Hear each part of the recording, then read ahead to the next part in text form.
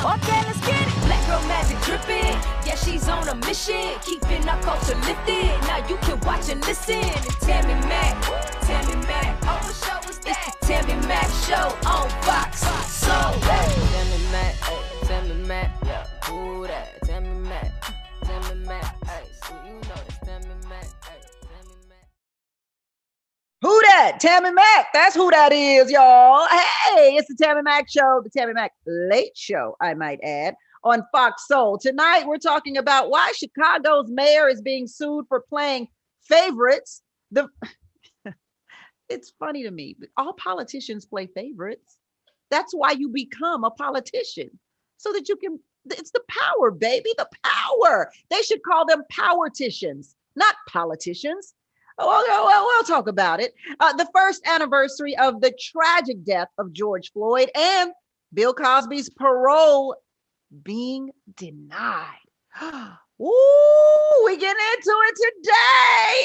It's Friday, and that means it's time for another round of the political and trending highlights of the week with my Friday phase. Please welcome my co-host, the co-founder of the Anti-Racism Kentucky Coalition, Dr. O.J. Oleka. Hi, Dr. O.J.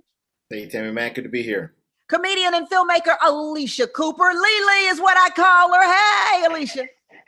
Hey, Tammy. I'm just excited. We ready. We ready. Activist and radio personality Dominique DePrima is hot and heavy and in the house. Hey, Dominique. IF, Tammy.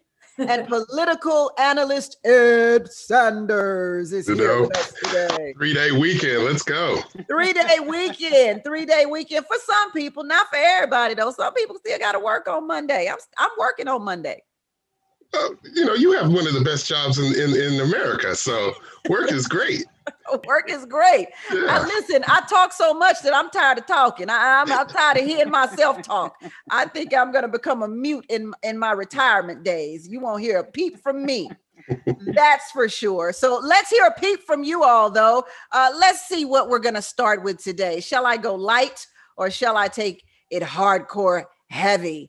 Well, you know what? Let's talk about something historical that happened in Wednesday's White House press briefing. Our press secretary, our principal deputy press secretary, became the second Black woman ever to take the podium 30 years after Judy Smith in 1991 under former President George H.W. Bush. She's also the first openly gay spokeswoman to field questions in the briefing room. When asked about making history in her role, she says, "It's a real honor to be standing here today. I appreciate the historic nature." Well, you don't want to hear me talking about it. I just said I talk too much. Let's let Karen, what am I saying? It's Friday, y'all. Take it away. Here today is making history. You were the first Black woman to stand behind that podium, speaking on behalf of the president in 30 years. Just wondering if you could share your reflections with us. Well, thank you for the question. It's a real honor to be standing, to just be standing here today. It doesn't. I appreciate the historic nature, I really do, but I believe that being behind this podium, being in this room, being in this building is not about one person. It's about what we do on behalf of the American people. She said it's not about one person. It's about what we do on behalf of the American people. Should she have taken a little more credit for the historical moment? I thought it was classy what she did. I thought she was low-key, total Black excellence. I like that, Black excellence. Dr. OJ. Well, we're starting the show off on a positive note because I agree with Dominique. I think in that setting, she is speaking for the president who speaks for the American people. So I thought she handled it in a very classy way and was happy to see her do it. Is this a further example of Biden's administration representing the diversity in the country, Ed?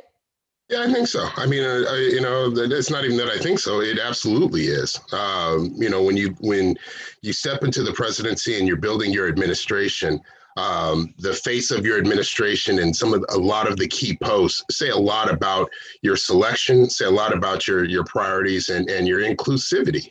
And this is just a further example. I think we've seen it throughout this administration through the cabinet appointments down to the secretaries and assistant secretaries as well.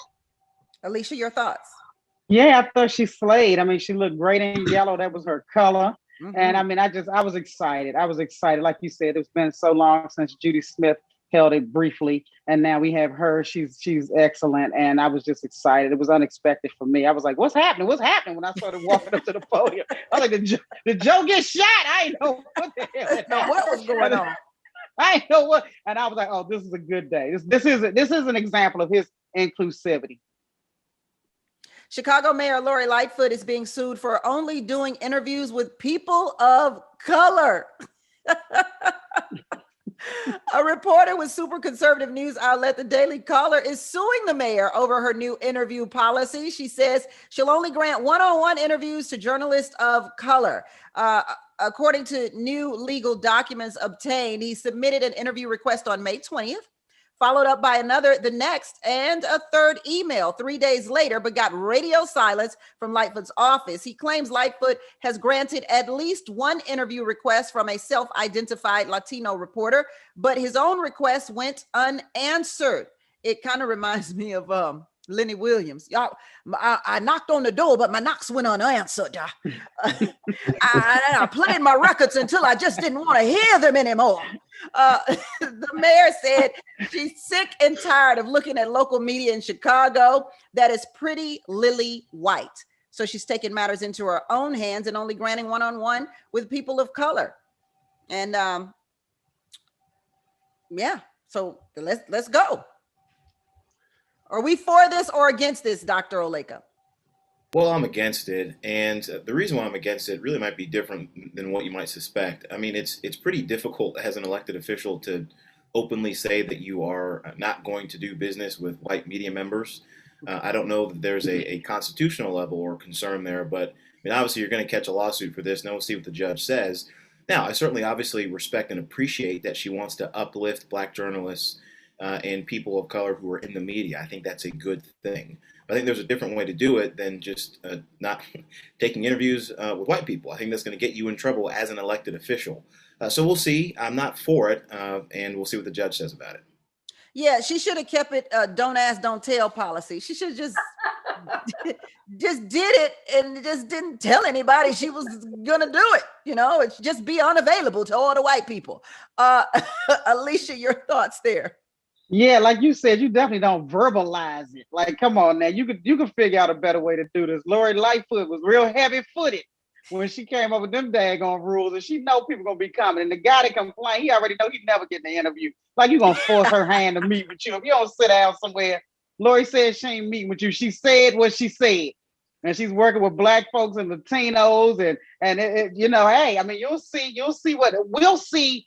Who she grants interviews to, and if they are able to force her hand into meeting with European American journalists. It put me in the mind of, I don't know, are the tables turning for white folk? Because I just saw that there's an investigation on a McDonald's where the manager or the owner of the McDonald's said, put up a sign that said, "We are no longer serving white people." Like, what is going on, America?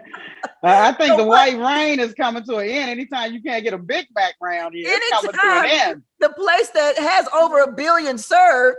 I don't think the white rain is coming to an end. Let's look at the CEOs of those Fortune 500 companies. Right. And the let's look at Congress. Yeah, exactly. Look at the Senate. You know, I think if Lori Lightfoot would have taken Tammy Mack's advice, she would have done what almost all other politicians do. Because if you look at the majority of those sit-down interviews, the president of the United States excluded, most of the major politicians exclude the Black press. They just don't say, I don't give Black reporters interviews. And the fact of the matter is, there's no guarantee you're going to get your interview request granted. I have submitted requests over and over and over for years to different politicians and never got a response. So the only reason he can get away with suing her is because she said the quiet part out loud. However, you know, I kind of think it's refreshing. I understand. Dominique! Yeah.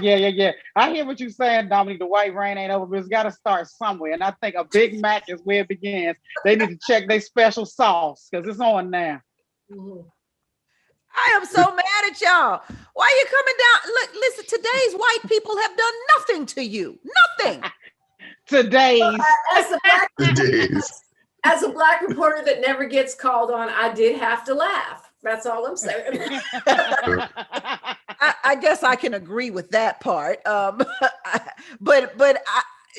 For me, Dominique, even the black folks don't accept my request. So I makes me too mad.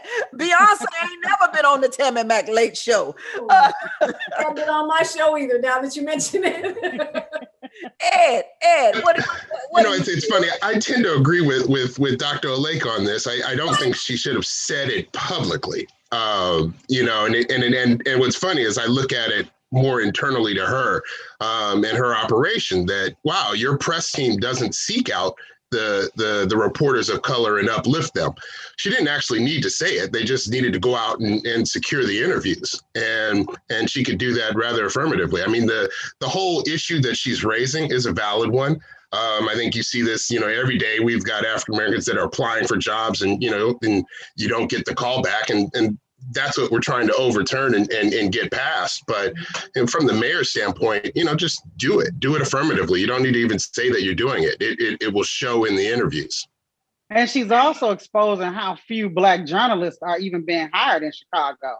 I think that's another thing she's really trying to do, is show, well, where are they?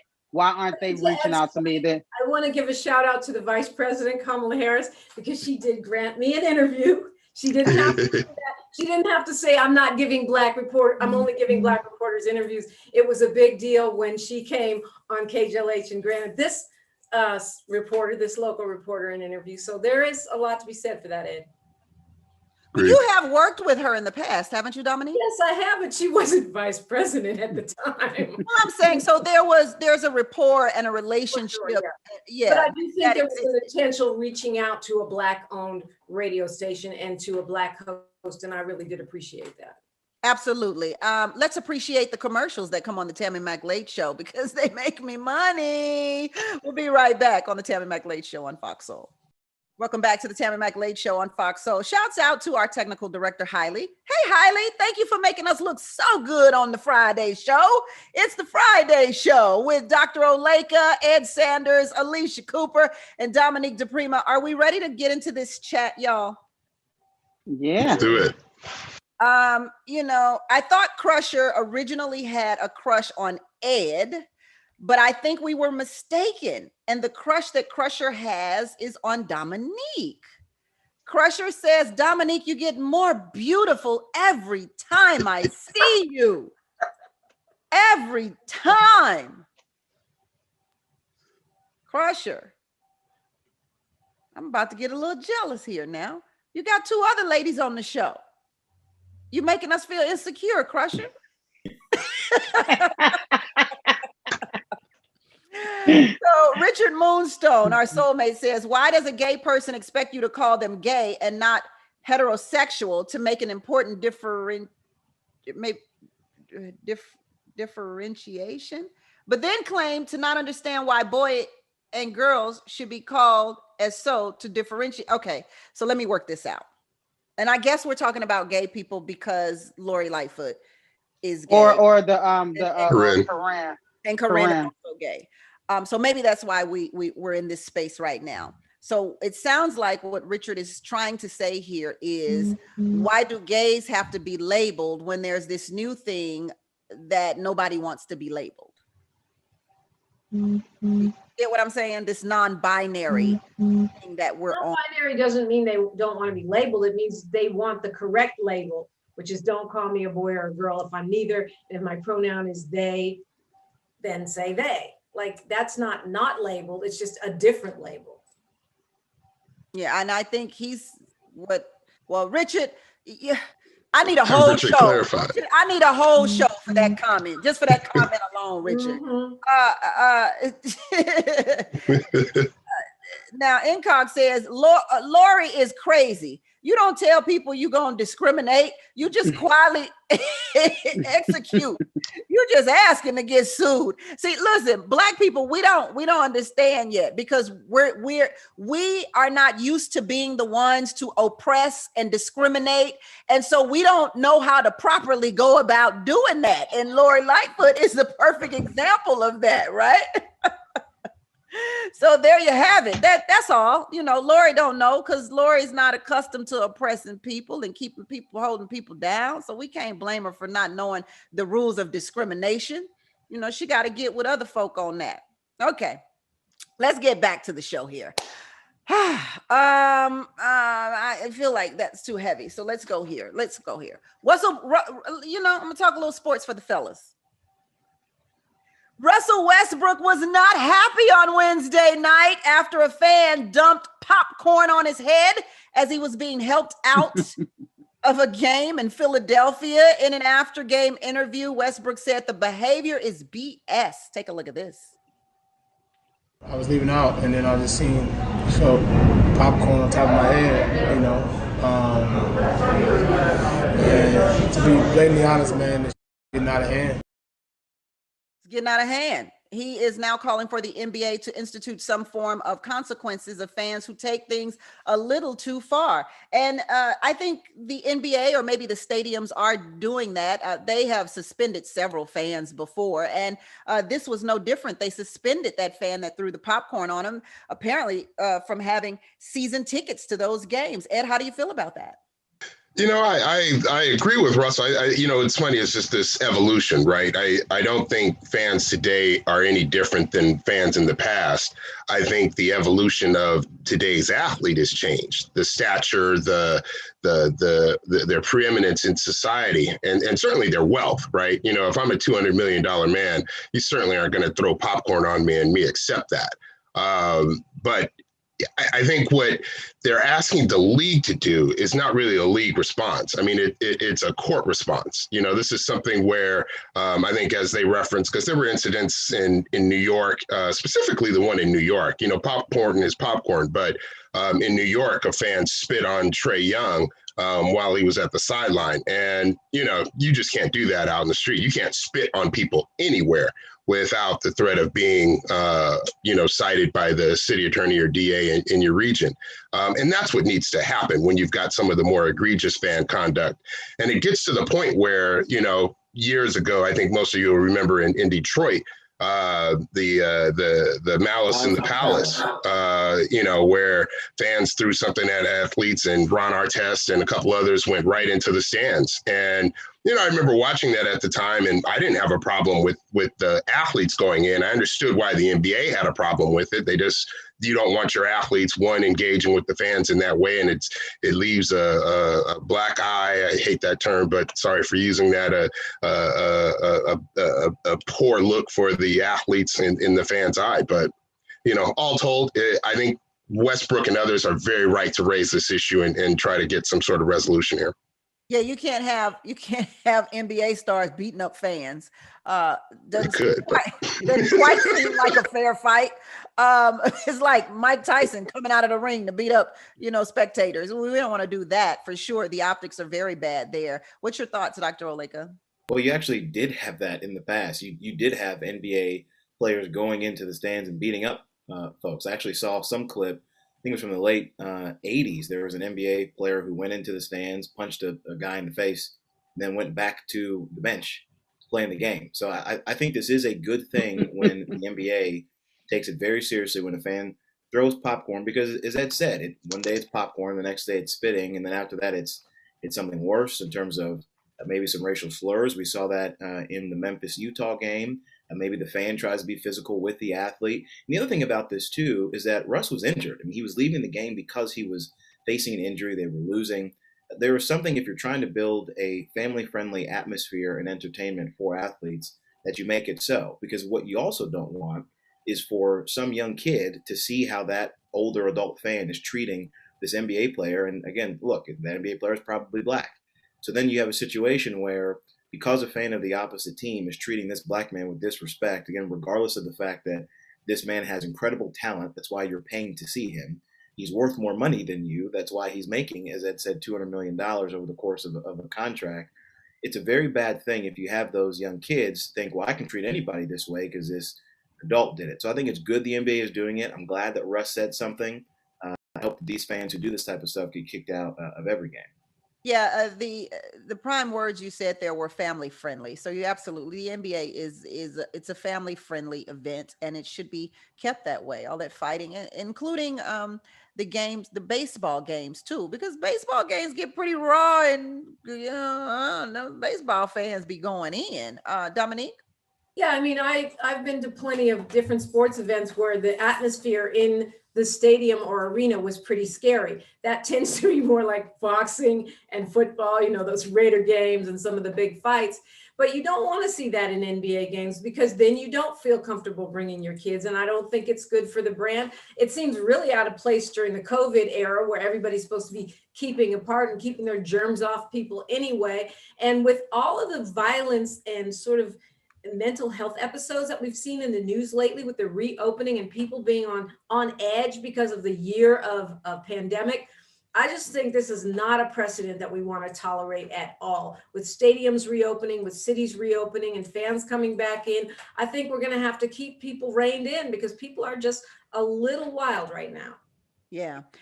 Kim Possible says, why do fans treat athletes like property? Wow, that is wild. I agree. That's kind of the feeling I had, like, oh, we can do anything with them because we paid this money to come see them and they're working for us. Like, it's very slave-esque to me. He's not SpongeBob either. I mean, he's actually a person, right?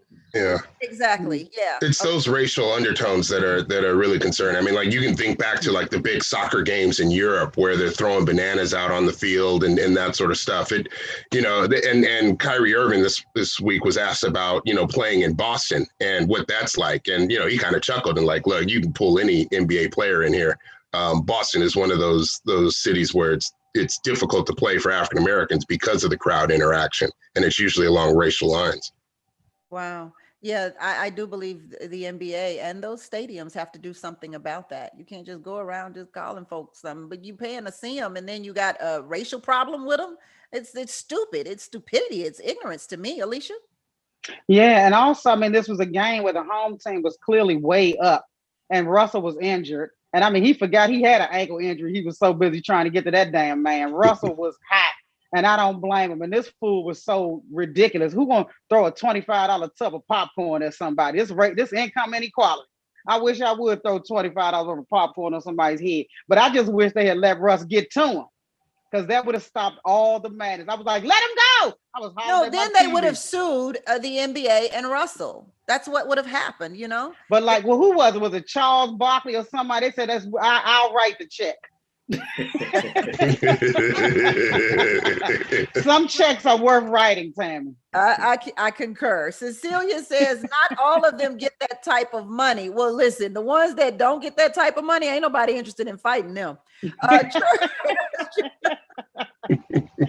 said what I said. Church of Jesus Herod Christ. If you don't like the product, don't buy a ticket and watch your home team get better. And CM Williams says these whites resent these young black men making all that money. Do y'all, Ed? You're nodding in agreement. Do you believe that? Oh yeah, absolutely. I mean, look at the way we talk about the athletes. I mean, it's as if they have some privilege. They should be honored to play the sport, and as if these aren't the hardest working individuals in their craft. It's that sense of again, you should be honored to be a part of this. We know we're paying you, but almost we could take it back at any point. Dominique?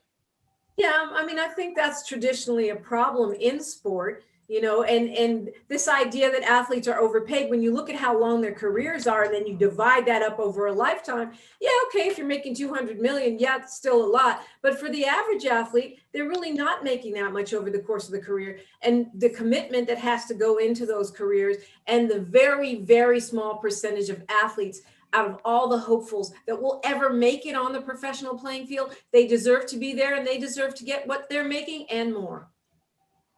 We're going to take a quick break. Come right back on the Tammi Mac Late Show on Fox Soul. Welcome back to the Tammi Mac Late Show on Fox Soul. Now, Dominique, Yes, We're ma'am. about to get to you, girlfriend, because I know this is one of your favorite topics, near and dear to your heart. Black Lives Matter co-founder Patrisse Cullors reveals that she's stepping down from the organization to make room for a new generation of leadership and to focus on her own television and book deal. But many think it's a little bit more to it than that. It's got to do with this money scandal that's been going on. Your thoughts on that? There is no money scandal. Those are right-wing talking points. This had been part of the plan for a long time. In fact, I kind of wish she would have delayed it so that the trolls wouldn't be able to say, oh, it's a scandal. There is no scandal. People are saying that they want to control what Black Lives Matter does with their money. But they don't say that to the NAACP, the Red Cross. They don't say it to the Urban League. They only say it to this grassroots organization started and run by Black women. Wonder what that could be. Congratulations to Patrisse Cullors. She's put in many years of hard work for almost no pay. Yes, almost no pay. She gets paid for her professional work as an author, as a development person, as an executive, and as a creative in the Hollywood space. And big ups to her. She's an artist, a performance artist, a writer. She's got another book coming out. So this is something that was long planned, and I hate that the media is spinning it as part of a non-existent scandal that they decided to put forth. Yes, it's true. There are family members that feel like they should get money from Black Lives Matter, but it was never stated by Black Lives Matter that their mission was to try to give money to every family that has lost loved ones at the hands of police violence. That is a very long list. And I hope that those families do get the funds that they need. And I wish we would all step up and help them through their GoFundMes or their own foundations. But I don't think it makes it a scandal on the part of Black Lives Matter that you're not part of their mission statement. Dr. Oleka? Well, I mean, I don't know a whole lot about this particular founder and why she's stepping down in terms of what Dominique has said. Obviously, anybody is free to make a different professional choice. If that happens in the environment that we're in with the scrutiny that Black Lives Matter is under, obviously there's going to be responses where people think that it's done for whether it's political purposes or trying to get out from under a potential scandal. Dominique says there isn't one. Okay, I trust her professional opinion on that. I think it is interesting, though, what she mentioned in terms of these other organizations not being asked how they spend their money. Again, I think it might be just because of the tenure, the length of these organizations, the Urban League, the Red Cross, they've been around for quite some time. They're also structured in a way where that information is probably pretty readily available as opposed to Black Lives Matter. But again, I think if she chooses to go do a professional career and do something different, that's on her to go do. The question then becomes, what is the legacy of this organization in terms of their successes and where do they go?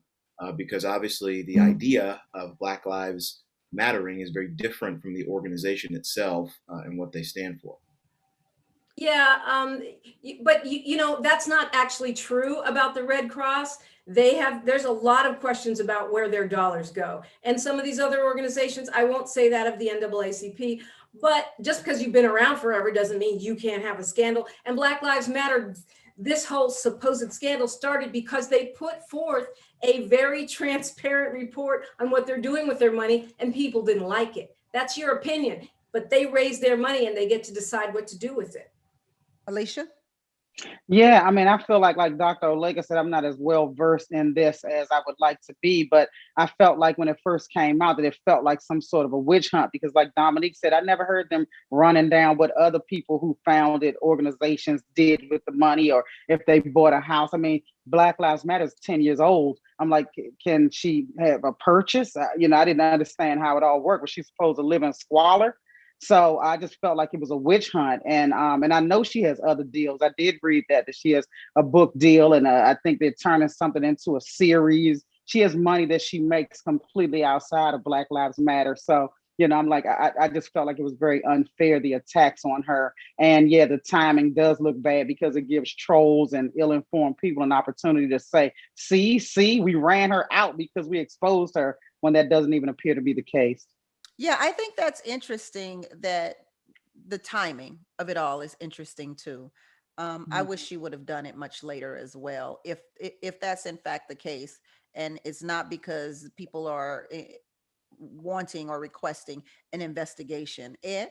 Yeah, I think the timing is what's peculiar, you know, and again, it's I think an announcement, right? I don't follow the specifics of it as whether it's an immediate step down or whether there was an announced period of time until she steps down. But you know, in a lot of ways, Black Lives Matter has been a victim of its own success, right? You know, it raised a substantial amount of resources in the last year and a half.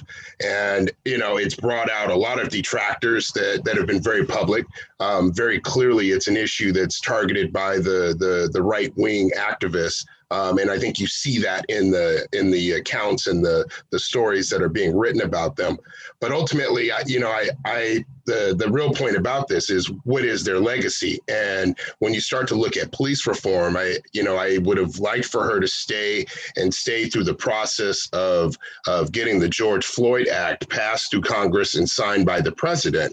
That seemed to me to be the lasting legacy that this. She has two very experienced people taking the helm. She didn't say she's going to stop being activist through Black Lives Matter. She's just not running the foundation anymore. We should be saying thank you, Patrisse Cullors. She has changed the narrative. They passed absolutely here in LA. I mean, they've had a tremendous worldwide impact on money for other organizations, on Black equity and inclusion and diversity. We should be saying thank you, Patrisse Cullors, instead of attacking her with unsolicited. No, and I don't think it's an attack. I just look at it this way. You know, I think back to years ago when to take it back to sports, when the Lakers had advanced to the second round, someone asked Kobe if he was satisfied with a win in one of the series, and his response was job not done. And, you know, in this case, in the issue of Black Lives Matters, the job is not done. And I completely thankful and happy with all of the work that's been put forward, but the job's not done. And so if she's still part of the effort to get the George Floyd Act passed, I see that as the lasting legacy in the work that we're trying to do in protecting African-American lives. Let's the chat room because they're in here. Kim Possible says BLM scandal is nonsense.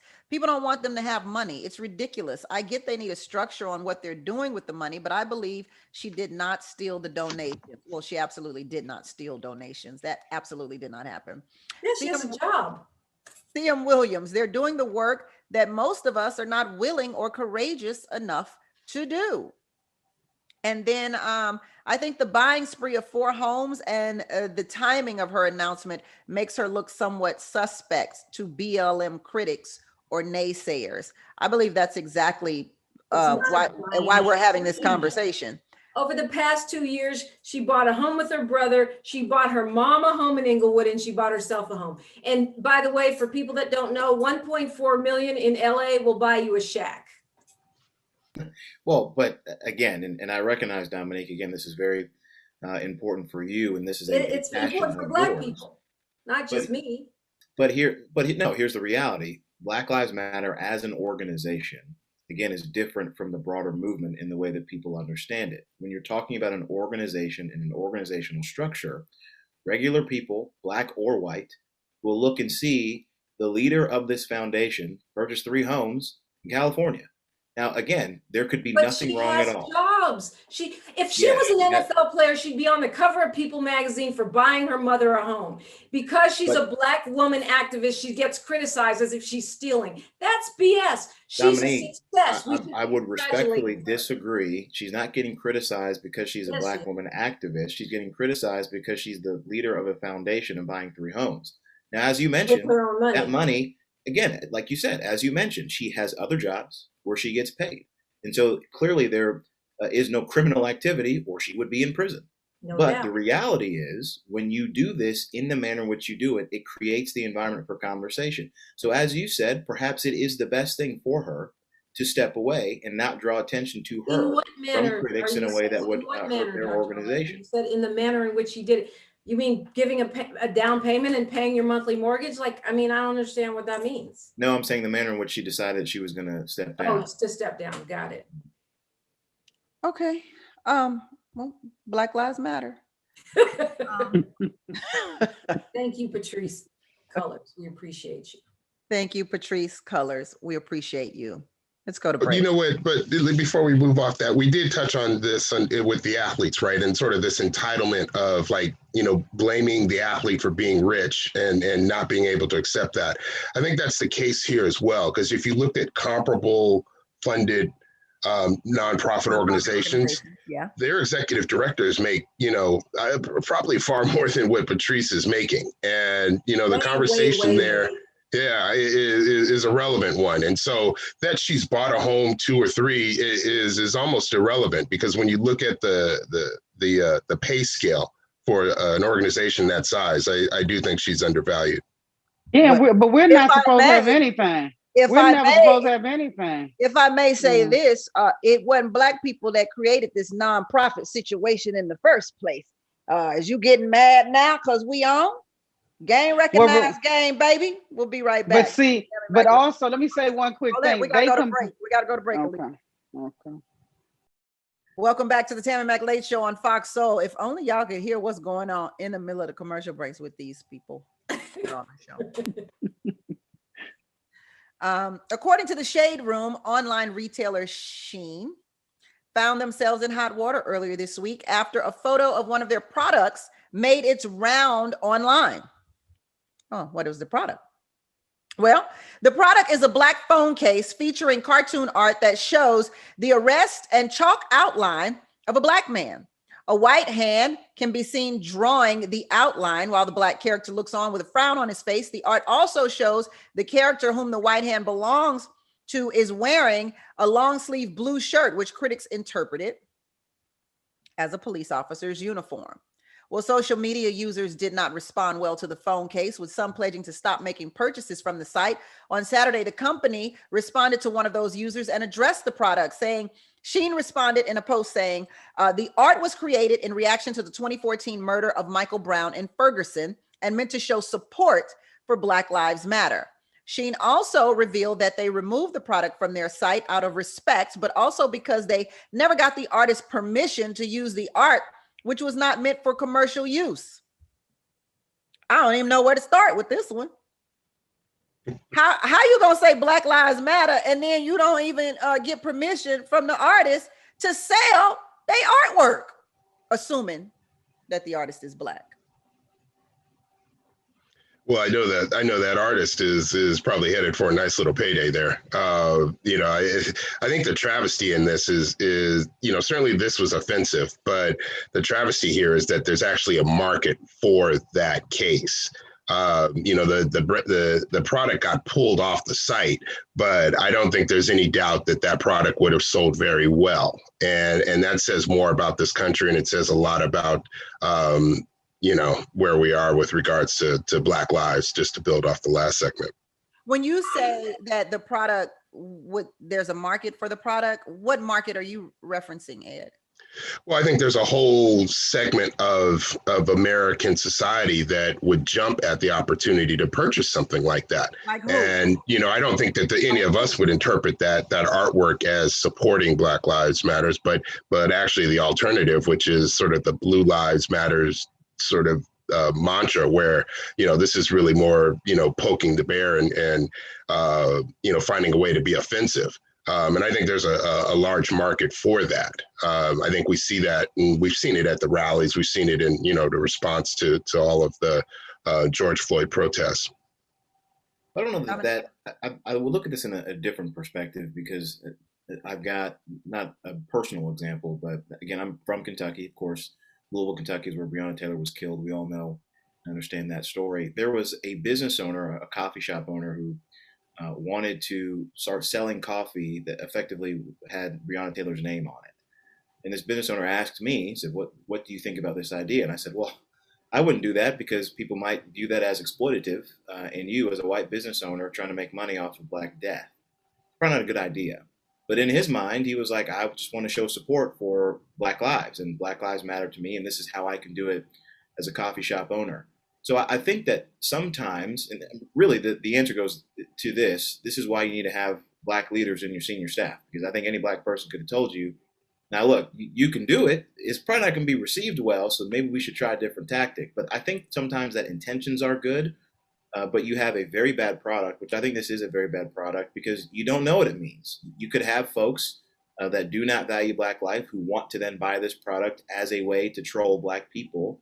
But you could also have Black folks who say, to me, this does mean something and it speaks to how I feel about this current environment. And so that's why they might buy it. But again, I think without having Black senior staff, without really testing it first, you're going to run into these types of problems. This country was built on profiting off of Black people. And therefore, white people should understand that anything you do that profits off of Black people is probably not your best bet. It's just probably not your best bet. Stay away from it. Stop selling us. But then wouldn't we have to shut down the NBA, the NFL, the entire R&B and rap, or most of the rap? Well, I guess I don't mean in terms of that. That's not what I mean. I don't mean like profiting. Black death. Well, I mean Black trauma. Period. Right. You know what I mean? Right.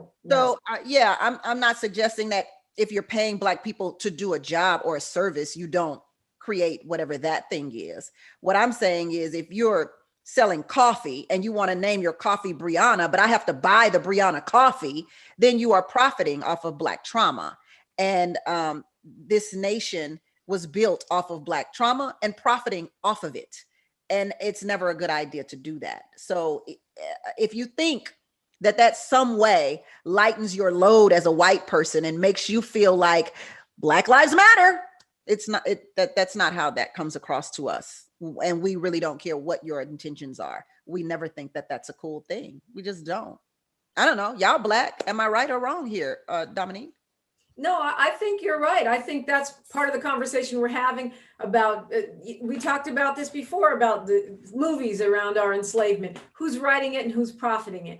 Breonna Taylor coffee is fine if you got the permission of Breonna Taylor's mom and the part of the profits are going to them. I think Dr. Oleka is right. I know I don't say those words a lot, but this is why representation matters. This is why we need those CEOs. We need those board members in these Fortune 500 companies. Remember the Gucci sweater? I mean, the list is so long of these dumb stumbles that companies and individuals make when they think they're doing something cool, and it's patently racist and or profiteering off of Black trauma porn, as they call it. And you're right, that's not a good look. And what you need is people that know what the heck they're talking about, people who are culturally competent in your decision-making room. Yeah, Alicia, go for it. Yeah, this is definitely profiting off of Black trauma. And like Dr. Oleka said, you don't know which way this phone case was meant to go. It's actually a brilliant marketing strategy because you can get the Blue Lives Matter folks buying it, thinking it means one thing, and then the Black Lives Matter folks buying it, thinking it means something else, and double your profits. But it's still trauma porn at the end of the day. Yeah, I don't know what I'm sitting here trying to look. This is my first time actually seeing this photograph. I really don't know what it is. I can't make heads or tails of it, to be honest. I'm not sure what it's designed to do. I don't really get it altogether, to be honest. I don't get it. Are we ready to talk about Bill Cosby before we get out of here? Yeah. So Bill Cosby, according to Yahoo News, Bill Cosby's petition for parole has been denied by the Pennsylvania Parole Board after he refused to participate in a therapy program for sexually violent predators. If Bill had participated in the therapy program, he would have been eligible for parole on September 25th after completing the minimum 3-year term of his sentence. Is like, what's up with Bill? Is this a move to protect his image? Or is this a further outcry of his innocence? Did he defiantly not go to these sexually violent predator therapy sessions? Well, Bill knows it's a trick. He knows they're trying to trick him. They're trying to get him to admit guilt. And then when September 25th came up, they still wasn't going to let him out. Bill like, I'm smarter than this. I'm a maintain my innocence, and I'm gonna go out in a blaze of glory. Because Bill is elderly. He lives in a mansion. If it was me, I'm going to the mansion as soon as I can get to the mansion. However I can get to the mansion, I want to hug my grandkids again. I want to eat what I want to eat. I want to watch what I want to watch. I want to go to bed when I want to go to bed. But Bill's like, nah, y'all not tagging me with this sexual predator label. If I got to die in here, so be it. Dominique. Well, he's serving a 10-year sentence and he's in his 80s. So this is a pretty strong, defiant move if that's what he's doing. And I think you're right, Tammy. I think it is what he's doing because I heard his attorney saying he was not surprised that his parole was denied. So that means he was taking a stand. I understand he doesn't want to admit his guilt, but he's already been convicted, right? So if you take the classes, get the therapy, I mean, what could it hurt? Apparently he is taking a stand. And if he continues that, he may end up spending the rest of his life in prison. I think he's prepared to do that. And Okay. if he's maintaining his innocence, and the last thing that you have at the end of at 80 plus years in jail is your pride and your own knowledge of who you are. And if not taking the course is that statement, and I don't know what his mindset is for not sitting in the course, but you also have to weigh the likelihood that he would actually get paroled even if he had taken the course. I think he's in the same boat where an O.J. Simpson is, and some of the other more high profile convicted African Americans are, where you're going to go before this parole board and hat in hand, and they're going to deny you. And so in the end of the day, I think for him, he's fine not taking it, and I think he's made peace with it. Certainly that. Let's take a commercial break and come right back on the Tammi Mac Late Show on Fox Soul. Welcome back to the Tammi Mac Late Show on Fox Soul. It's time to wrap this bad boy up. Let's see. I like to go out on good news. So, okay, we'll do it. Let's go out on a good note here. 50 Cent announced a partnership with Houston officials to gift a $300,000 donation to fund jobs and training for youth in the community through a new program called G-Star. The initiative will provide paid internships and opportunities for students to network with business leaders. 50 Cent doing good in my hood, I might add. So I'm happy and excited about that. Are we happy about 50 Cent showing love to the kids? I mean, it's a great story. I love it. Okay. Steps up. No, it's great. I mean, it's a beautiful thing. It's amazing how much the hip hop community and the sports community, African American celebrities are really making a difference. And good for 50 Cent. Congratulations to you, sir. Dr. Oleka? I'm with Dominique. I think this is great. This is exactly what you want Black folks with wealth to do, is to put it back into the community. Of course, 50, I wonder how many of these kids know 50 Cent as a rapper, actually. That would be an interesting question because, of course, if this was me, I'd probably start rapping. They know 50 because of Power. That's true. They know him because of Power, but not because of his albums back in the day. Because I don't know Piggy Bank, which is an appropriate song of 50s. I think if you were a high school kid getting this money from him, but again, congratulations, Mr. Jackson. Good work. He got them Curtis Jackson. Alicia, we like 50 giving cents to the kids. Yeah, you do have to call him Curtis Jackson when you give out that kind of money because he worth way more than 50 Cent now. And I mean, he's been up on the news a lot lately because we had Vivica talking about how he was the love of her life and all kinds of stuff. So this is a good week for 50. He making it on the entrepreneur front and the ex-boyfriend front. He winning all the way around. He's the winner. I think I'm gonna have to do my Friday weekend winner. We're gonna have to start getting us some winners of the week. That's I like that, Alicia. We're gonna start with the winner. 50 Cent is the winner of the week. Yes, honey. Yes. Ed, this is good, right? You got kids. Oh, I love it. Look, anytime you get someone that brings kids into the orbit, gives resources and teaches them and connects the dots between them and possible mentors. Excellent. I think the story of what this program does, it will be written down the line. Yeah. You guys were talking about legacy earlier. 50 definitely sealing his legacy in Houston, Texas. That's no doubt. I want to end on some of our soulmate chat comments. Incog says, Bill is no fool and Alicia is right. Before this ends, I love this panel. Best panel. Great chemistry and great jokes while keeping the message on point.